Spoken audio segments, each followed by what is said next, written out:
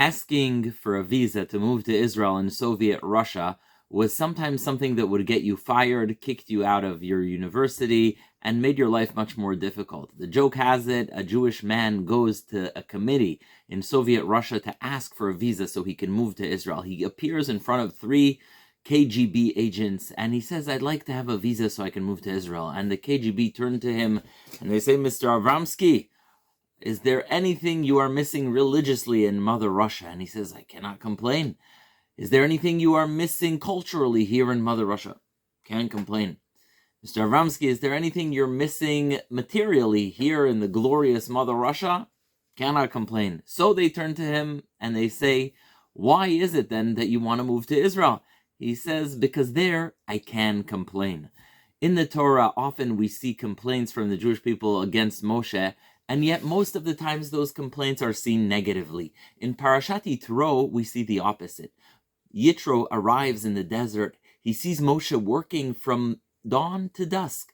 And he says to Moshe, "What are you doing to yourself? You're going to wear yourself out. You're not going to be able to judge these people. You're one person judging the entire Jewish people. That's impossible. And so this is not something that is sustainable." Moses says, "Yeah, but I judge them. I teach them Hashem's Torah. I'm doing important things that cannot be done by others." And then Yitro suggests to him a system of higher courts and lower courts. Moses asks God, and indeed God concurs that the Jews need various levels of a court system, Sarei Alafim, Sarei Meot, etc. Why didn't Moses get this in the first time? Did Yitro know something that Moses did not know? What's the story with Moses not understanding something that every company manager understands? There are certain things that you need to delegate. You will not be able to do everything on your own. Unfortunately, in the 15th century, some people in Spain used this verse to denigrate Moses and speak out against him. Don Isaac Abarvanel, the great Spanish Jewish leader who was a minister in Spain right before the Spanish expulsion, says the following: Moses did know that you need to delegate, and he didn't know you need a court system with different levels. However, Moses also knew that the laws have not been given yet. Moses knew that the Jews have not received the Torah yet at Mount Sinai, and so you cannot appoint judges if there are no laws yet. Nonetheless, out of respect to Yitro, he has the question go to God, and they do establish the system, despite the fact that the court system has no laws yet. Those laws will be given at Har Sinai. Just to add to that, you can look at the U.S. government as sort of a framework to understanding what was going on between Yitro and Moshe. Yitro thought that Moshe would be ruling like a dictator, without the consent of the governed, as the Declaration of Independence says. So he says, look, if you want to be a dictator, if you want to rule over these people, you're going to need others to help you.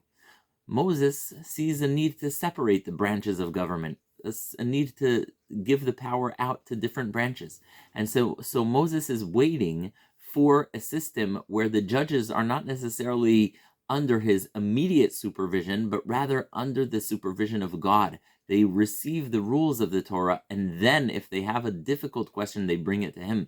The rabbis already comment that when Moses gives the Torah, he doesn't do it like a dictator. He listens to God and he asks the representatives, the Ziknei Israel. And later on, Moshe continues, and when he's speaking to Yitro, he says, fine, I'll do it. He listens to him and he sets this court system up. But of course, those judges have to follow the Torah. When Yitro says you should have different levels of judges, he says, bring the big questions to yourself and the little questions to the judges.